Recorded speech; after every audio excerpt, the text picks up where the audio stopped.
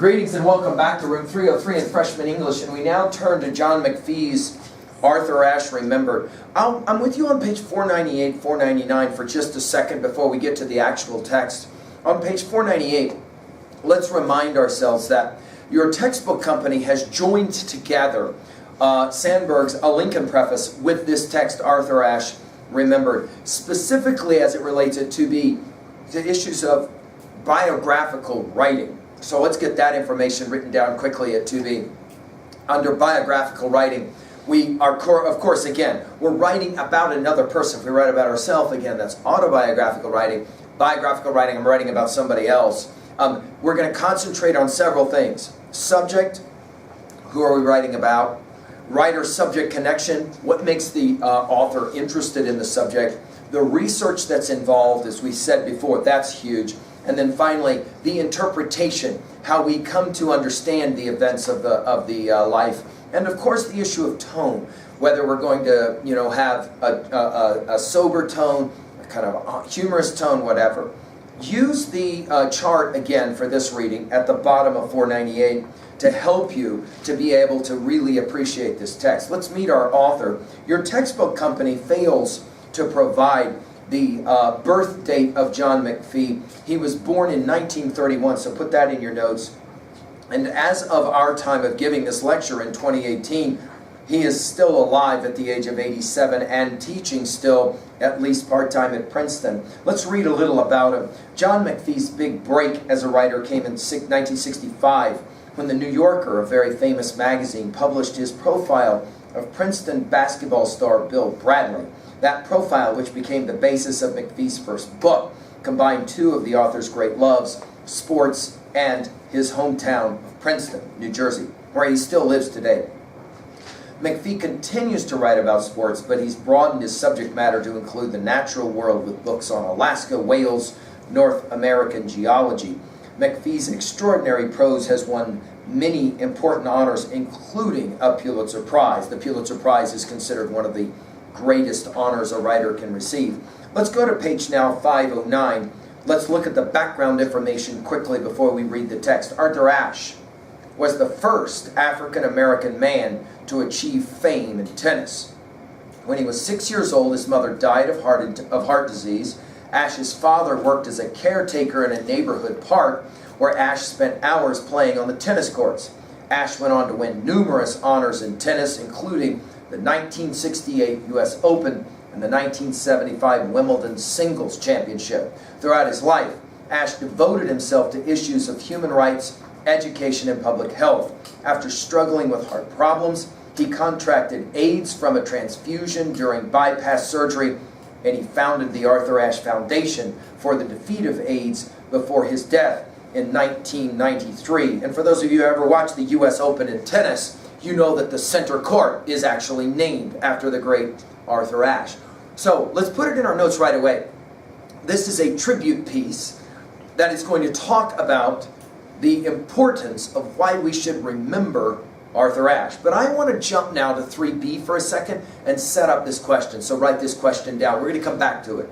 Why do you think, write this question down, why do you think it's important to remember people who have lived and died? Why do you think that's important? We're going to maybe try to answer that at the conclusion of our reading. All right, let's follow along. It is a short reading, but it's an important reading for us. Arthur Ashe Remembered. Arthur Ashe Remembered by John McPhee. He once described his life as a succession of fortunate circumstances. He was in his 20s then. More than half of his life was behind him. His memory of his mother was confined to a single image. In a blue corduroy bathrobe, she stood in a doorway, looking out on the courts and playing fields surrounding their house, which stood in the center of a Richmond playground. Weakened by illness, she was taken to a hospital that day and died at the age of 27. He was 6.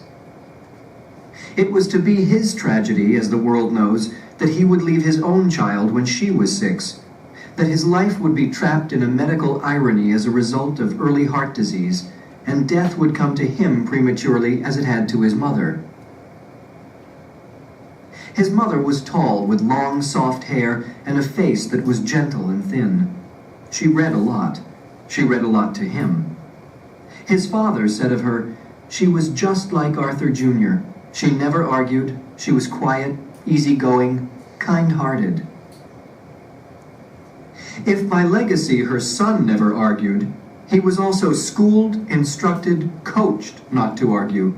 And as he moved alone into alien country, he fashioned not arguing into an enigma and turned the enigma into a weapon.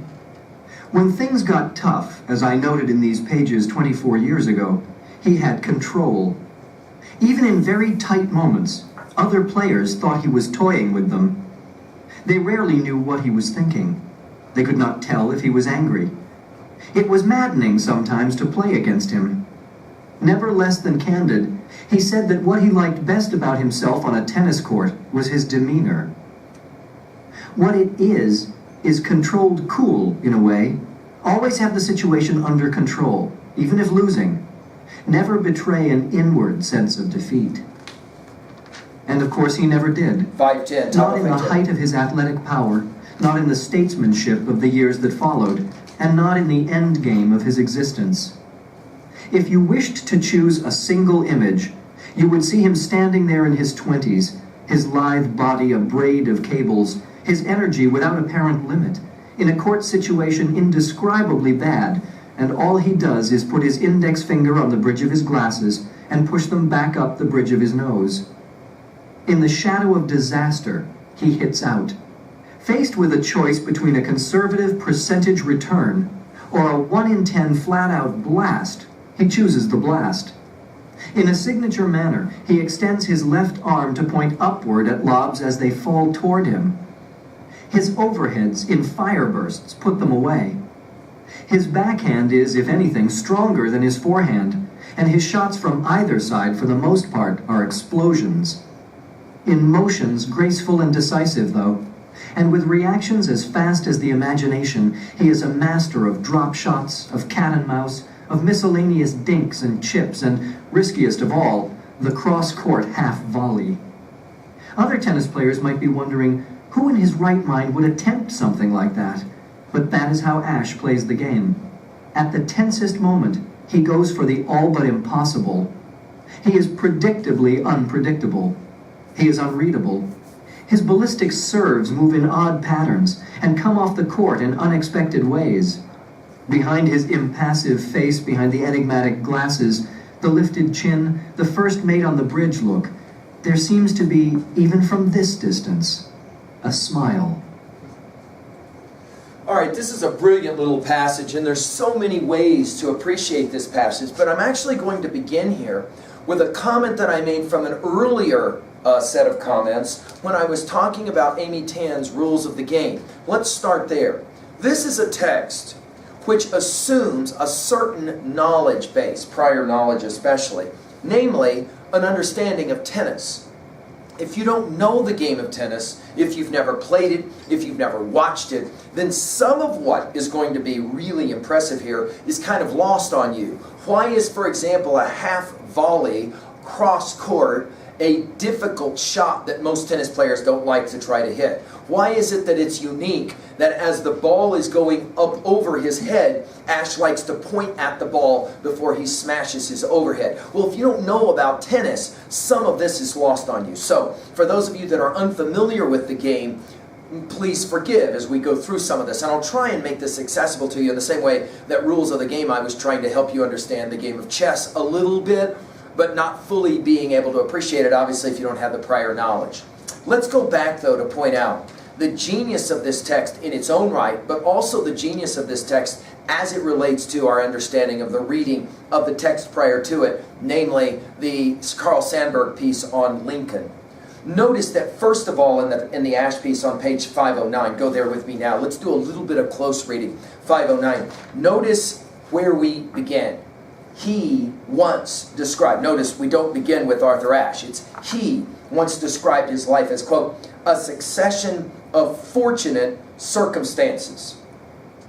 Right? At 20 years of age, Ashe says about his life, you know, really my life was just kind of a series of really fortunate, it's kind of almost the word lucky, circumstances. And then notice that McPhee immediately goes on to tell us that one of those fortunate circumstances, quote unquote, with quotes around fortunate, was the fact that his mother died when he was 6. Ironically died of heart condition, and then we're told that he himself dies when his own child is 6. Now wait a minute. Let's just put this in our notes already at 2b. This is an example of rhetorical irony, right? I mean, you don't normally think of it being ironic that we're going to begin by pointing out that Ashe lost his mother when he was so young. And yet, what is really the point that's being made? Well, this is going to sound very similar to what we said about Sandberg's comments about Lincoln. Great people define themselves by overcoming major obstacles, especially in their youth. Let's write that one down. It's huge, and obviously that's one of our major messages already at 2a. You want to define greatness? It's often defined as, how can you overcome the challenges of your life? While other people would maybe sit around complaining for the rest of their life or using an excuse like, I lost my parent when I was quite young, Arthur Ashe will say, no, I overcome things. And even be able to see challenges as fortunate. Well, let's continue. A brief comment about his mother. She read a lot. She read a lot to him, Ashe. Very educated, very knowledgeable man. And we're told she never argued. Quiet, easygoing, kind-hearted. And then the observation. It's the legacy of Ashe. And by the way, point this out in your notes. This is a tribute piece written for a majority of people who not only know who Arthur Ashe is, but who watched his career. That's important, write that down. In other words, there were lots and lots of people that marveled at the fact that Arthur Ashe could be getting beaten. I mean, he's just getting wiped off the court, and his demeanor was no different than 2 serves away from winning Wimbledon. It's an amazing thing. It didn't matter what kind of situation he was in on the court, Ashe always had this demeanor. And what McPhee wants to say is that demeanor came from his mother, who, oh yeah, by the way, died when he was 6. The idea of legacy, what it is that people give to us that often we can't fully appreciate, they give it to us, right? It was sometimes maddening at the bottom of 509, this demeanor, right? He called it controlled cool. In a way, always have the situation under control, even if losing. Never betray an inward sense of defeat. What a compelling line. Let's look at it again. You might want to write it down. Never betray an inward sense of defeat. That is to say, you can lose, but you're never defeated. Wow, what an interesting line. Of course, we've quoted a couple of times the great Nietzsche line that's so popular, that which does not destroy me makes me stronger. It's the similar idea. In other words, you might lose, but you're never defeated. And to that degree, Arthur Ashe never wanted to show that he was in fact upset inside. Showing emotional displays was not something that Ashe considered to be appropriate for him. And in many ways, Arthur Ashe's father may be saying it this way, then it's kind of a tribute to his mother, that he was a lot like his mother on the court as he conducted himself. If you wanted to choose a single image, you would see him standing there in his 20s, we're told on page 510, right? And in a moment when, how's he going to respond? He hits out. And then faced with the choice between a conservative percentage return or a 1 in 10 flat-out blast, he chooses the blast. He always goes for it on the court, right? The explosions. And then finally, we get to what really is kind of the central idea and thesis of this text at the very end of this text on page 510. Read it with me. Other tennis players might be wondering who in his right mind would attempt something like that, but that is how Ashe plays the game. At the tensest moment, he goes for the all but impossible. He is predictably unpredictable. He's unreadable. Well, let's now go to work at level 2 and level 3.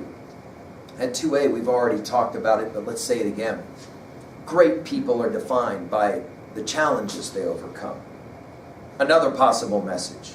Arthur Ashe is a person who doesn't want to show that he's upset. He hides his negative feelings so that he can concentrate and focus on the job at hand. We speak about it in 303 as conquering monkey mind. It's interesting to point this out, that the greatest of athletes are the ones who are able to overcome that monkey mind. They have a focus. And right before, for example, you see a great skier in the Olympics or a great snowboarder in the Olympics, right before you see a really fine skateboarder, for example, perform a very difficult kind of procedure or a series of movements, before a really important contest athletically, look at the face of the guys who are about to do it, of the women who are about to perform, and notice their concentration, their focus, right? That is to say, he was able to conquer monkey mind and thereby achieve greatness, right? Achieve that kind of level of greatness. Finally, a third one. He lived his life the way he played tennis, always going for it.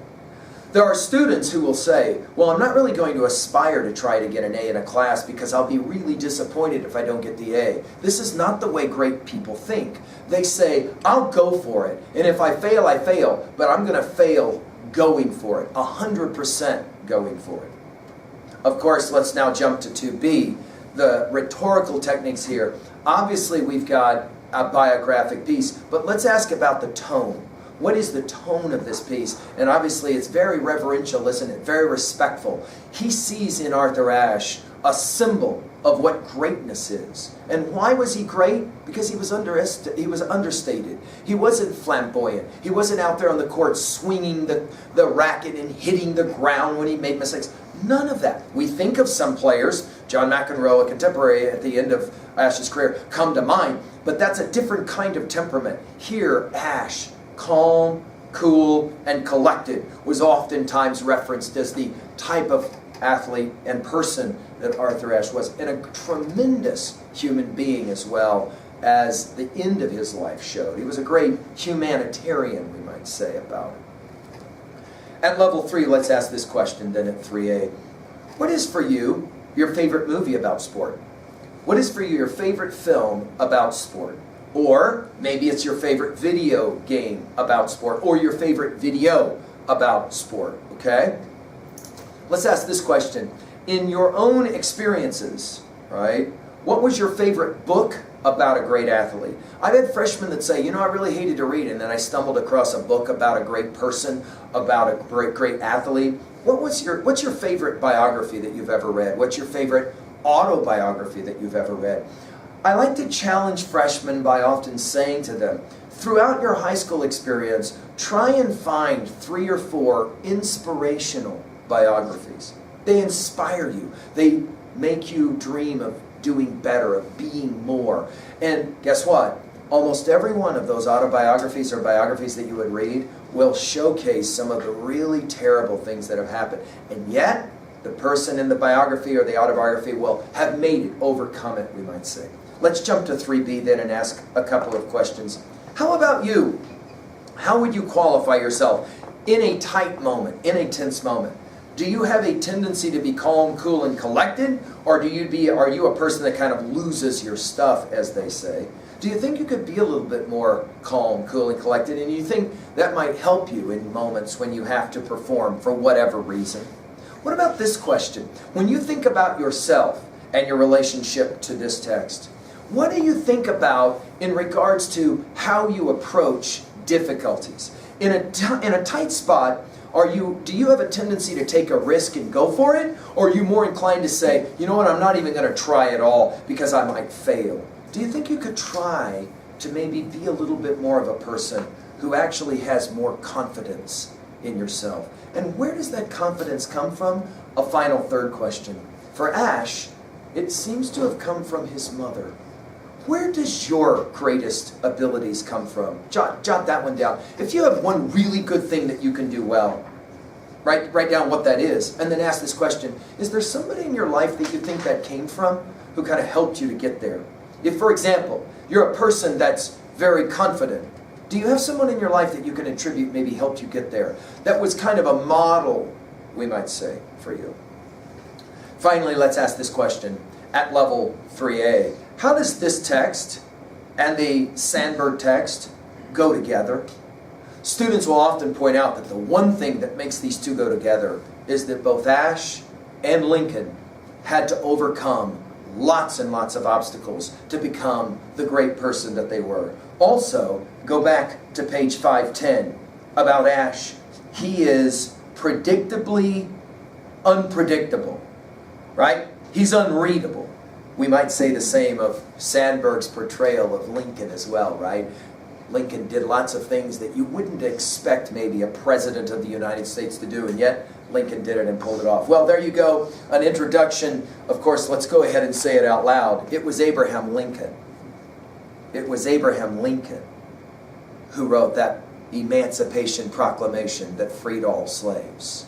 And now we have in Arthur Ashe the first African American to become a major player in tennis. Note the legacy issue. Isn't that fascinating? To pair these two titles together historically makes sense as well, doesn't it? And again, I hope that it makes you appreciate the country that you live in, that you can have a president who writes the Emancipation Proclamation, and then you can have a tennis player named Arthur Ashe who is such an influential player and athlete and, of course, humanitarian. Well, there you go, an introduction to the text about Arthur Ashe.